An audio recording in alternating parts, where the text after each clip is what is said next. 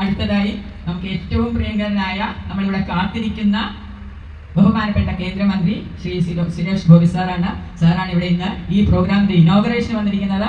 വളരെയധികം സന്തോഷത്തോടു കൂടി സാറിനെ, ബഹുമാനത്തോടു കൂടി സാറിനെ ഈ വേദിയിലേക്ക് സ്വാഗതം ചെയ്യുന്നു.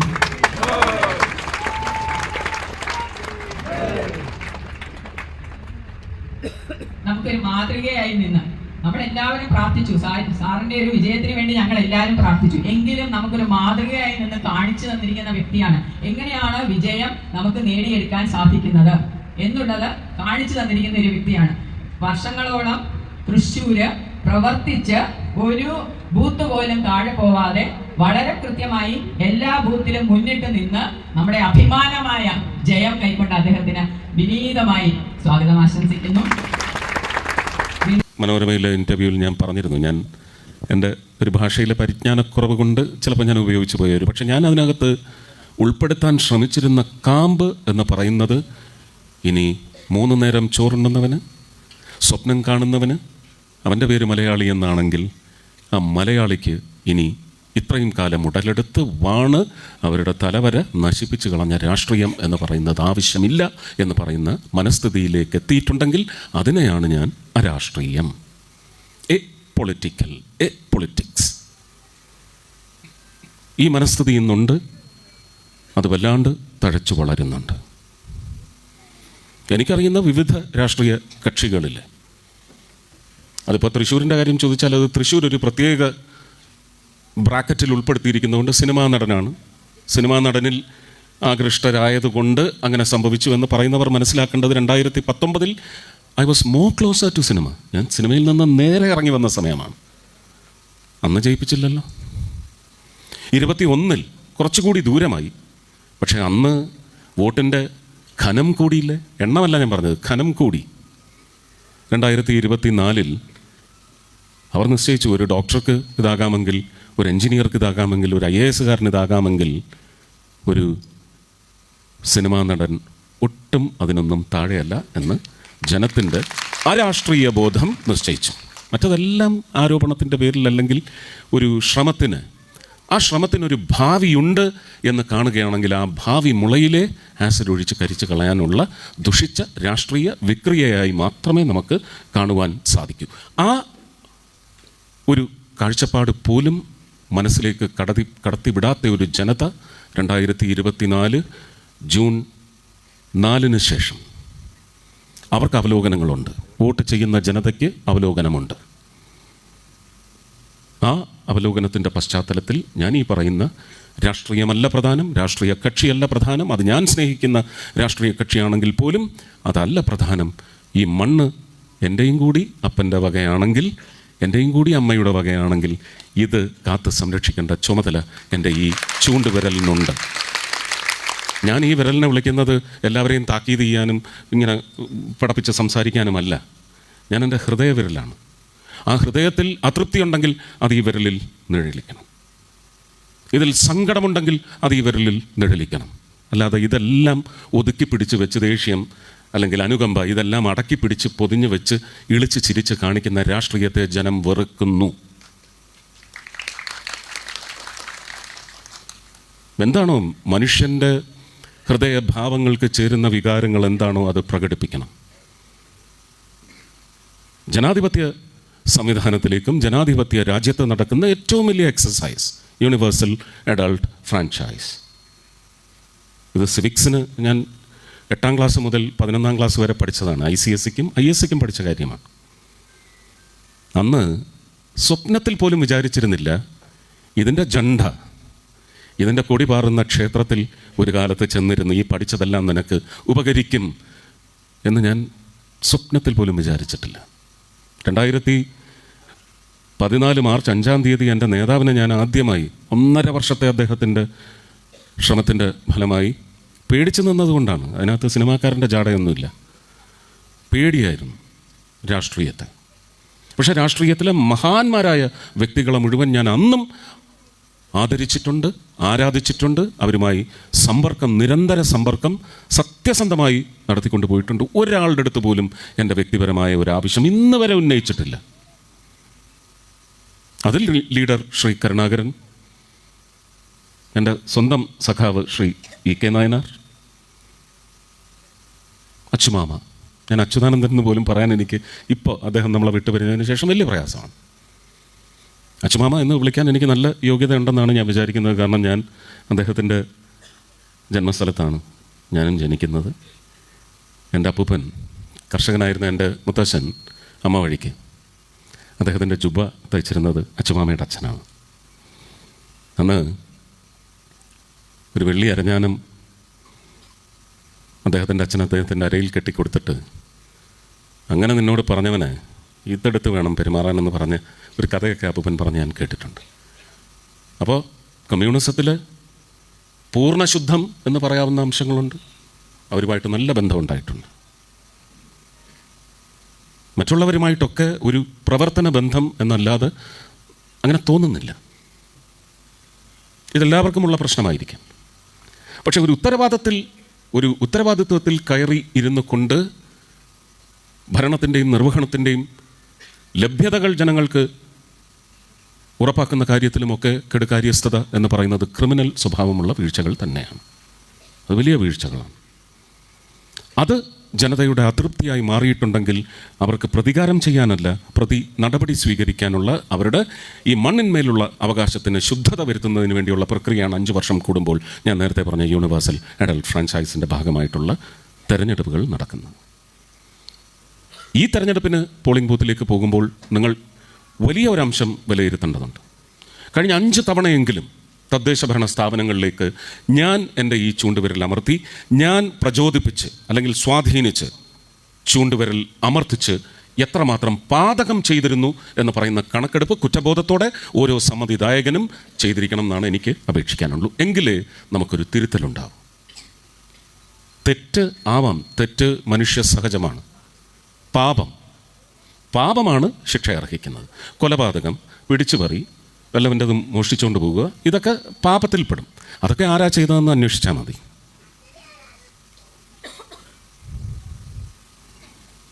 പക്ഷേ തെറ്റുകൾ ചെയ്തത് ജനതയോടാണെങ്കിൽ അവരുടെ ഈ ഒരു ചൂണ്ടുവിരൽ, ഹൃദയവിരൽ നിശ്ചയത്തെ വഞ്ചിച്ചിട്ടുണ്ടെങ്കിൽ ആ വഞ്ചനയുടെ കണക്കെടുപ്പിനി അവർ നടത്തിയിട്ട് കാര്യമില്ല, അവർ നന്നാവില്ല. പക്ഷെ നിങ്ങൾക്കിനി ആ തെറ്റാവർത്തിക്കാൻ ഒരു തെരഞ്ഞെടുപ്പിലേക്ക് ഈ ഹൃദയവിരൽ നിങ്ങൾ അമർത്തില്ല എന്ന് പറയുന്ന ആദ്യത്തെ നിശ്ചയമാണ് നിങ്ങൾക്ക് വേണ്ടത്. അവിടെ ആരൊക്കെ ഒഴിവാക്കപ്പെടണം? ഞാൻ ഭാരതീയ ജനതാ പാർട്ടിയുടെ NDA നയിക്കുന്ന ഭാരതീയ ജനതാ പാർട്ടിയുടെ ഒരു സ്ത്രീ സംഗമത്തിൽ വന്നിരുന്നല്ല ഞാൻ സംസാരിക്കുന്നത്. സംവിധാനം എന്ന് പറഞ്ഞ് നിലവിളിക്കുന്ന പറ്റങ്ങൾ, അങ്ങനെ പറയാനൊക്കൂ? ജനാധിപത്യത്തിലെ ഏറ്റവും, ഇന്ന് ഒരു ഇംഗ്ലീഷ് പത്രത്തിൽ ശ്രീ ശശി തരൂരിൻ്റെ ഒരു ലേഖനം വന്നിട്ടുണ്ട്. What is happening in the temple of democracy. ഒരു വിശ്വപൗരൻ എന്നൊന്നുമല്ല ഞാൻ പറയുന്നത്. ഒരു MP-യിൽ നിന്ന് മാറി, ഒരു കോൺഗ്രസ്സുകാരനിൽ നിന്ന് മാറി, ഒരു മനുഷ്യൻ, ഒരു സമ്മതിദായകൻ എന്ന നിലയ്ക്ക് അദ്ദേഹം ഹൃദയം തുറന്ന് ആ ലേഖനത്തിൽ എഴുതിയിട്ടുണ്ട്. ആ ലേഖനത്തിൻ്റെ ഒരു മലയാള വിവർത്തനം പ്രിൻ്റ് ഔട്ട് എടുത്ത് തൃപ്പൂണിത്തറയിൽ പ്രത്യേകിച്ച് കൊടുക്കണമെന്ന് ഞാൻ തീർച്ചയായിട്ടും ഞങ്ങളുടെ കാര്യകർത്താക്കളോട് ആവശ്യപ്പെടും, അപേക്ഷിക്കുകയല്ല. എത്തണം, ഇത്തരം ചിന്താഗതികൾ എത്തണം. തൃപ്പൂണിത്തറയുടെ ഒരു രാഷ്ട്രീയ പാരമ്പര്യം എനിക്കറിയണ്ട എന്ന് ഞാൻ പറയാൻ കാര്യം, ഞാൻ ഏറ്റവും കൂടുതൽ മതിക്കുന്നത് തൃപ്പൂണിത്തറയിൽ നിന്ന് യാത്രാ സംവിധാനത്തിന് ഒരു ഏക ഓൺട്രപ്രണർ എപ്പോഴാണ് വന്നതെന്ന് ചോദിച്ചാൽ അത് തമ്പുരാനാണ് വന്നത്. Modernisation of living systems, modernisation. അന്നത് റെയിൽവേ എന്ന് പറയുന്നത് മോസ്റ്റ് മോഡേൺ ലോജിസ്റ്റിക് തിങ്കിങ് ആണ്. മോസ്റ്റ് മോഡേൺ റെയിൽ, അങ്ങനെ ഒരു കാര്യം സംഭവിക്കൂ? തൃശ്ശൂർ വഴി കോയമ്പത്തൂർ വരെ മെട്രോ സംഭവിക്കുമോ? ഒരു ഊളക്കല്ലേ ഇങ്ങനെ ചിന്തിക്കാൻ പറ്റൂ എന്ന് ചോദിച്ചവന്മാരാണ് ഇപ്പോൾ ചോദിക്കുന്നത് എവിടെ മെട്രോ എന്ന്. എന്തൊരു വിരോധാഭാസമാണ്. സ്വപ്നം തന്നെയാണ് കാണുന്നത്. കാരണം എനിക്കറിയാം, അങ്ങനെ ഒരുപാട് സ്വപ്നം കണ്ട ഒരു മഹാനായ മുഖ്യമന്ത്രി, ഒരു സംഘ കാര്യകർത്താവ് എന്ന നിലയ്ക്ക് 12ാം വയസ്സ് മുതൽ ഭാരതത്തിൻ്റെ ഹൃദയ ധമനികൾ മുഴുവൻ മനസ്സിലാക്കി ഒരു സംസ്ഥാനത്തിൻ്റെ മുഖ്യമന്ത്രിയായി 12 ചില്ലുവാനും വർഷങ്ങളും, അത് കഴിഞ്ഞ് ഭാരതം ഭരിക്കാനായി 2014 മെയ് മാസത്തിൽ ഇന്ന് യശസ്വി ഭാരത് കി യശസ്വി പ്രധാനമന്ത്രി എന്ന് ലോകം പറയുന്നുണ്ടെങ്കിൽ ചായക്കടക്കാരനെ വിളിച്ച് അവഹേളിക്കും എന്ന് പറയുന്ന ഈ ഹൈടെക്കുകൾക്ക് പോലും ഇന്ന് തിരുവനന്തപുരത്തായാലും ഏത് പട്ടണത്തിൽ ചെന്നാലും 5 സ്റ്റാറിൽ കയറി ചായ കുടിക്കുന്നത് നിങ്ങൾ കാണില്ല. റോഡിൻ്റെ സൈഡിൽ ബൈക്കും കാറും കൊണ്ട് വന്നിട്ട് നിരങ്ങി റോഡ് ബ്ലോക്ക് ചെയ്ത് ചായ കുടിക്കുന്നത് നിങ്ങൾക്ക് കാണാം. അവർക്ക് ആ ചായ നൽകിയ ഒരു പാരമ്പര്യത്തിൻ്റെ തുടക്കം അദ്ദേഹത്തിൻ്റെ പിതാവിൻ്റെ അംശം കൂടി അതിലുണ്ട്.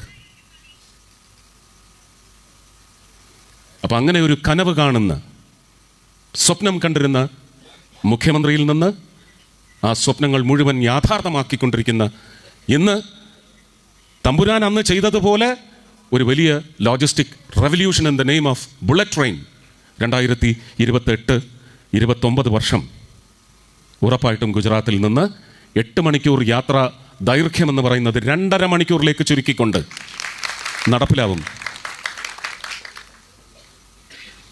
ഈ കൊച്ചി മെട്രോയുടെ ഫീസിബിലിറ്റിയും ഇതൊക്കെ 2019 തന്നെ മനസ്സിലാക്കി ഇതെങ്ങനെ മോസ്റ്റ് ഫീസിബിൾ ആവും. ഇന്ന് ലാഭത്തിലാണോ എന്ന് പറയട്ടെ, ബെഹ്റാജി പറയട്ടെ, അദ്ദേഹത്തെ നിയന്ത്രിക്കുന്ന മുഖ്യമന്ത്രി പറയട്ടെ. എന്തിനാണ് മെട്രോ ചിന്തിച്ചത്? ഇൻഡിവിജ്വൽ ഫ്യൂൽ ബേണിംഗ് ഒഴിവാക്കാൻ, സ്മോക്ക് എമിഷൻ ഒഴിവാക്കാൻ, പ്രകൃതിയെ സംരക്ഷിക്കാൻ. അതും അതിനകത്ത് ഒരു വലിയ ഉദ്ദേശമാണ്. Crowding of roads. ഇതെന്തെങ്കിലും സംഭവിച്ചോ? ആരെങ്കിലും പാലക്കാട് നിന്ന് കാർ കൊണ്ടുവന്ന് ആലുവയിലിട്ടിട്ട് മെട്രോയിൽ കയറി വരുന്നുണ്ടോ ടൗണിലേക്ക്? ഒരാൾ പോലും വരില്ല. ഇത് മോസ്റ്റ് ഫീസിബിൾ ആവുന്നത് പാലക്കാട് തൊട്ട് നിങ്ങളൊരു കമേഴ്ഷ്യൽ കോറിഡോർ എന്ന് ചിന്തിക്കുന്നുണ്ടെങ്കിൽ കോയമ്പത്തൂർ വരെ നീളുന്ന. അന്നും എന്നെ പറഞ്ഞ് അവഹേളിച്ചത് എങ്ങനെയാണെന്നറിയാം. കൊച്ചി മെട്രോ കൊച്ചി പട്ടണത്തിന് വേണ്ടി മാത്രമാണ്. അവരെ എനിക്ക് ഊളകൾ എന്ന് മാത്രമേ പറയാൻ നോക്കൂ. Very sorry. ഒരു മന്ത്രി ആയതുകൊണ്ട് ഇങ്ങനത്തെ മന്ത്രിക്ക് പ്രത്യേകം നിഘണ്ടു ഒന്നും ഉണ്ടാക്കി വെച്ചിട്ടില്ല. വികാരം നമുക്ക് എക്സ്പ്രസ് ചെയ്യാൻ പറ്റണം. ഞാൻ അന്ന് തന്നെ മറുപടി കൊടുത്തു. ഡൽഹി മെട്രോ ശ്രീധരൻ സാറിൻ്റെ ഒരു ആരുടെയൊക്കെയോ സ്വപ്നം സാക്ഷാത്കരിച്ച മഹാനാണ് ശ്രീധരൻ സാറെങ്കിൽ ആ കൊച്ചി മെട്രോ പോകുന്നത് 3 സംസ്ഥാനങ്ങളിലൂടെയാണ്. ഡൽഹി മെട്രോ 3 സംസ്ഥാനങ്ങളിലൂടെ.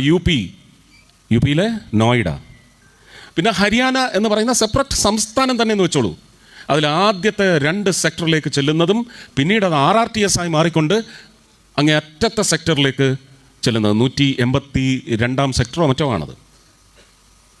മാതാ അമൃതാനന്ദമയി ദേവിയുടെ ഏറ്റവും വലിയ ഹോസ്പിറ്റലുള്ളതും അവിടെയാണ്. അപ്പോൾ ഇതൊക്കെ സാധ്യമാണ്.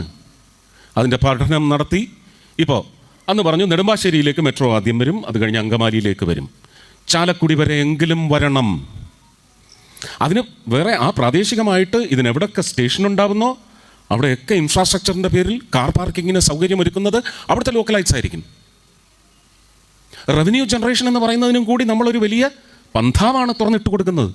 വികസനം അതാണ്. അല്ലാതെ വികസനത്തിൻ്റെ പേരിൽ വരുന്ന കോൺക്രീറ്റ് മാത്രമല്ല, അതിനുള്ളിലെ കമ്പിയും സിമെൻറ്റും പാറക്കഷ്ണങ്ങളുമല്ല വികസനം. അതൊരു ടെൻറ്റക്കിൾ മാത്രമായിരിക്കും, ഒരു എക്സ്റ്റൻഷൻ ഓഫ് എ സർവീസ് മാത്രമായിരിക്കും. പക്ഷേ അതിൻ്റെ അനുചരങ്ങളായി വരുന്ന, അതിനെ കോംപ്ലിമെൻ്റ് ചെയ്യുന്ന, സപ്ലിമെൻ്റ് ചെയ്യുന്ന ഒരുപാട് ചായക്കച്ചവടവും വരും വിപുലമായി. അപ്പം ഇങ്ങനെ ഉള്ള കാര്യങ്ങൾ പറയാനേ പാടില്ല. ഇനി ഇത് വന്നെന്ന് വെച്ചോ, അന്നേരം ഈ പറ്റങ്ങൾ എന്താ പറയാൻ പോകുന്നതെന്നറിയാം. അത് സ്വപ്നം മാത്രമാണെന്ന് പറഞ്ഞല്ലോ, അതുകൊണ്ട് പുള്ളിയുടെ സംഭാവന അല്ല. ഇതിന് മാത്രം വിധിക്കപ്പെട്ട രാഷ്ട്രീയ വർഗങ്ങളാണ് നിങ്ങളെ കഴിഞ്ഞ 50 വർഷം വഞ്ചിച്ചു കൊണ്ടിരുന്നത്. നിഘണ്ടുവിൽ വേറൊരു വാക്കുണ്ട്, വഞ്ചനയ്ക്ക് പകരം. ഞാനിവിടെ യോഗ്യമായിട്ട് അവരുടെ സ്വഭാവ സവിശേഷത വെളിവാക്കാൻ ആ വാക്ക് ഉപയോഗിക്കുന്നതായിരിക്കും കുറച്ചുകൂടി ഉചിതം. പക്ഷേ സ്ത്രീ കേന്ദ്രമാണിത്. ഞങ്ങൾക്ക് ആണുങ്ങൾക്ക് അങ്ങോട്ടും ഇങ്ങോട്ടും വേണമെങ്കിൽ ഇപ്പം ഞാൻ കാതിൽ പറഞ്ഞതുപോലെ വിചാരിക്കാം, അത് തന്നെയാണ്.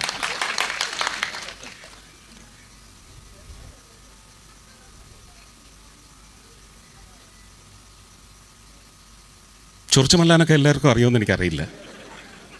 ഉഗ്രരീതിയിൽ വമ്പിച്ച വഹിപ്പ് നടത്തിയിട്ടുണ്ട്. ഉഗ്രനെ നമ്മൾ ഊക്കനെന്ന് പറയും അല്ലേ, നല്ല തഡോടുകൂടി.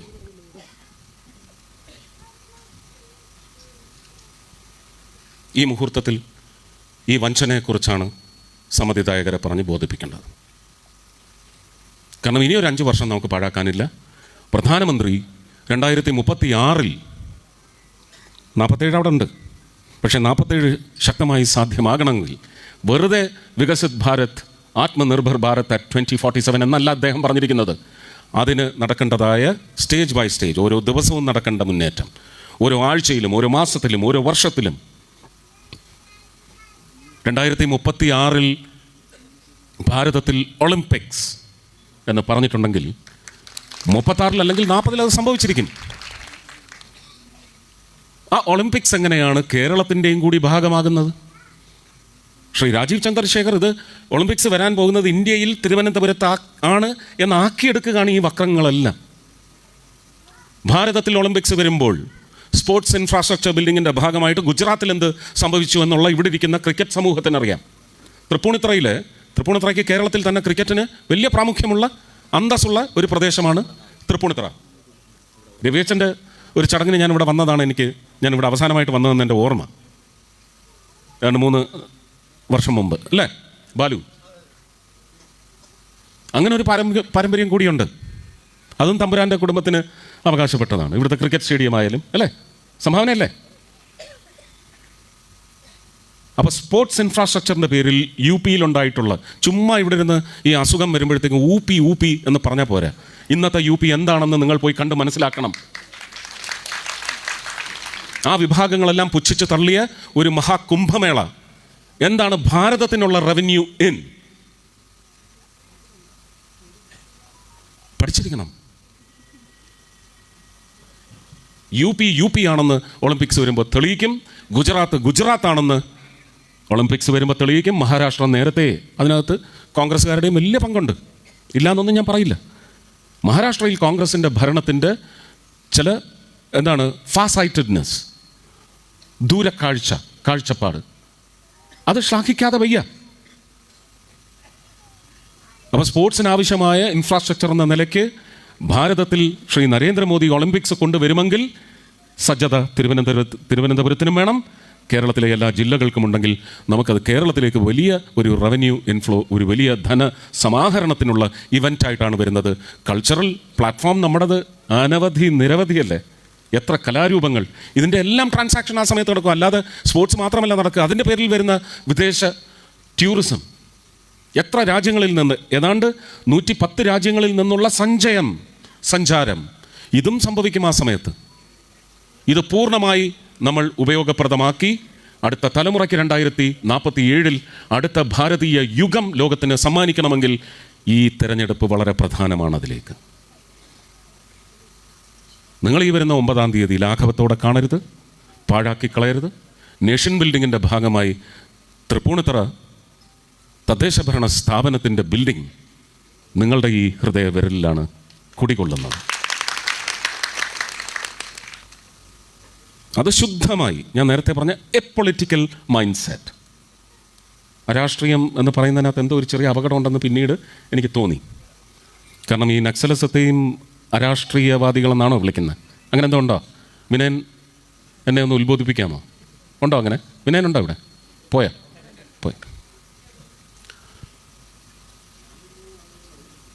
നമുക്ക് മണ്ണ് മാത്രമായിരിക്കണം നമ്മുടെ നോട്ടം. നമ്മുടെ എല്ലാവരുടെയും വകയാണ്, ഒരു രാഷ്ട്രീയ പാർട്ടിയുടെയും വകയല്ല ഈ മണ്ണ്. ഈ മണ്ണിൻ്റെ ലഭ്യതകൾ അത് പ്രകൃതി സംരക്ഷണത്തിൻ്റെ ഭാഗമായിട്ടാണെങ്കിലും നമ്മുടെ ഉപജീവനത്തിന് വേണ്ടിയുള്ള സംവിധാനങ്ങൾ പ്രകൃതിയെ നശിപ്പിക്കാതെ, സന്തുലിതാവസ്ഥ നശിപ്പിക്കാതെ ഡെവലപ്മെൻ്റ് എന്ന പേരിൽ കൊണ്ടുവരുന്നത് സബ്കാ സാത്ത്, സബ്കാ പ്രയാസ്, സബ്കാ വിശ്വാസ്, സബ്കാ വികാസ്. എല്ലാവരും ഉൾപ്പെട്ടിരിക്കണം. അതിൽ കേരളത്തിലുള്ള എല്ലാ ജില്ലകൾക്കും നമുക്കിന്നുള്ളതെന്ത്? ഇല്ലാത്ത ജില്ലകളേത്? ആ ഇല്ലാത്ത ജില്ലകളും സബ്കാ സാത്ത് വികാസ് എന്ന് പറയുന്നുണ്ടെങ്കിൽ അവരെയും കൂട്ടിച്ചേർക്കേണ്ടതല്ലേ എന്ന് പറയുന്ന വിട്ടുകൊടുക്കൽ മനസ്ഥിതി വേണം. ഞാൻ എയിംസിനെ കുറിച്ചാണ് പറയുന്നത്. എയിംസ് ഉടനെ ആലപ്പുഴയിൽ വന്നു എന്നൊന്നും അല്ല പറഞ്ഞത്. സബ്കാ സാത്ത് സബ്കാ വികാസ് ആണെങ്കിൽ ആലപ്പുഴക്കാരെ ഇനിയും ആ നശിച്ച ഒരു സമരങ്ങളുടെ പരമ്പരയിൽ നിന്ന് മുങ്ങിപ്പോയ ഒരു പ്രദേശത്തെ ഉയർത്തെഴുന്നേൽപ്പിക്കാൻ സഹോദര ജില്ലകൾ വിട്ടുകൊടുക്കൽ മനസ്ഥിതി വേണമെന്ന് ഞാൻ അഭ്യർത്ഥിക്കുന്നുള്ളൂ. അഭ്യർത്ഥനയാണ്. അങ്ങനെയാണ് വികസനം വരേണ്ടത്. എല്ലാം കൊച്ചിക്ക് വേണം, എല്ലാം തിരുവനന്തപുരത്തിന് വേണം, എല്ലാം തൃശ്ശൂരിന് വേണമെന്ന് പോലും ഞാൻ പറയില്ല. അങ്ങനെയെങ്കിൽ പിന്നിന്ന് കേരളത്തിൽ തണ്ടല് നിവർത്തി അത് ഇവിടെയേ വരാൻ പാടുള്ളൂ എന്ന് പറയാൻ തൃശ്ശൂർ ജില്ലയ്ക്ക് മാത്രമാണ് അവകാശമുള്ളത്. നരേന്ദ്രമോദി കേന്ദ്രം ഭരിക്കുമ്പോൾ അങ്ങനെ ഒരു ഉത്തരവാദിത്വം അദ്ദേഹത്തിനുണ്ടെന്നാണ് ഞാൻ വിശ്വസിക്കുന്നത്. മറ്റ് മെഡിക്കൽ ഇൻഫ്രാസ്ട്രക്ചർ എന്ന നിലയ്ക്ക് മറ്റ് ജില്ലകൾക്കും ചില പട്ടണങ്ങൾക്കുമുള്ള സൗകര്യങ്ങൾ നിങ്ങൾ നോക്കിക്കോളൂ. കോട്ടയത്ത് പോലും എത്രയധികം പ്രൈവറ്റ് സ്ഥാപനങ്ങൾ, കോഴിക്കോട്, കണ്ണൂർ, തിരുവനന്തപുരം, പ്ലഷാണ് ട്രിവാൻഡ്രം. ഇനി ease of living, ease of business അല്ല, ഈസ് ഓഫ് ലിവിങ് ഇല്ലെങ്കിൽ business will never be at ease. That is my belief. ആദ്യം ആവാസം ശുദ്ധീകരിക്കണം. അവകാശം, അധികാരം ശക്തമായിരിക്കണം. എങ്കിൽ മാത്രമേ ഡെവലപ്മെൻ്റ് ഉണ്ടാവൂ. ആ ഡെവലപ്മെൻറ്റ് മാത്രമേ ഈസ് ഓഫ് ഡൂയിങ് ബിസിനസ്സിന് വഴിയൊരുക്കൂ. ഇങ്ങനെയുള്ള ഒരുപാട് വിഷയങ്ങളുണ്ട്. കാഴ്ചപ്പാടെന്ന് പറയുന്നത് തിരഞ്ഞെടുത്ത് വരുന്ന ഒരു വാർഡ് മെമ്പർക്കും വിദ്യാഭ്യാസം, കാര്യങ്ങൾ അങ്ങനെ വേണം ഇങ്ങനെ വേണം, ചർച്ചയ്ക്ക് അത് വിധേയമാണ്. ചർച്ച വേണ്ട കാര്യം തന്നെയാണ്. പക്ഷേ വിദ്യാഭ്യാസം ഒട്ടുമില്ലാത്ത ആൾക്കാർക്കും നല്ല ബുദ്ധിശക്തിയും നല്ല കാഴ്ചപ്പാടിൻ്റെ ശക്തിയുമുണ്ട്. അത് നമുക്ക് തീരെഴുതി കളയാൻ പറ്റുമോ? സബ്കാ സാത്ത് എന്ന് പറയുന്ന ഒരു കണ്ടുപിടുത്തം എന്ന് പറയുന്നതിൻ്റെ അർത്ഥവ്യാപ്തി ഇപ്പോഴും അല്ല, ഒരു കാലത്തും നമ്മളതിൻ്റെ അർത്ഥവ്യാപ്തി പൂർണ്ണമായിട്ട് നമ്മളത് മനസ്സിലാക്കത്തില്ല. പോകെ ഒരു വർഷവും ശ്രീ നരേന്ദ്രമോദി അത് വ്യക്തമാക്കി തന്നുകൊണ്ടിരിക്കും. രാജ്യത്തിന് മാത്രമല്ല, ഭാരതത്തിന് മാത്രമല്ല, ലോകത്തിന് മുഴുവൻ മനസ്സിലാക്കി കൊടുക്കും. സബ്കാ സാത്തിൻ്റെ പൊരുൾ എത്രമാത്രം ബലൂണിംഗ് ആണ്. ഞാനീ പറഞ്ഞതിനകത്ത് ഒരു വോട്ടഭ്യർത്ഥന വന്നിട്ടേ ഇല്ല. സ്ത്രീ ശാക്തീകരണത്തെക്കുറിച്ച് സംസാരിച്ചുകൊണ്ട് ആദ്യം സംസാരിച്ച സഹോദരി സ്വാഗതമോദിയപ്പോൾ പറഞ്ഞു ഡിഫൻസ് സെക്ടറിലുണ്ടായിട്ടുള്ള മുന്നേറ്റങ്ങളെക്കുറിച്ച്. നമ്മൾ കഴിഞ്ഞ ഒരു 6-7 വർഷമായിട്ട് മോദിജി പറഞ്ഞതും അതിനു മേലെ ഇപ്പോൾ ശ്രീമതി ദ്രൗപദി മുർമുജി ആയമ്മ ചെയ്യുന്നതും പോകുന്ന സ്ഥലങ്ങളിലെല്ലാം സംസാരിക്കുന്നതുമായ വിഷയങ്ങൾ പരിശോധിച്ചാൽ അറിയാം, ഭാരതത്തിൽ ഒരുപക്ഷെ ലോകത്തിന് മുഴുവൻ മാതൃകയായി സ്ത്രീശക്തി എങ്ങനെയാണ് വളർന്നുകൊണ്ടിരിക്കുന്നത്, ആ കോൺസെപ്റ്റ് എങ്ങനെയാണ് നടപ്പിലായിക്കൊണ്ടിരിക്കുന്നതാണ്.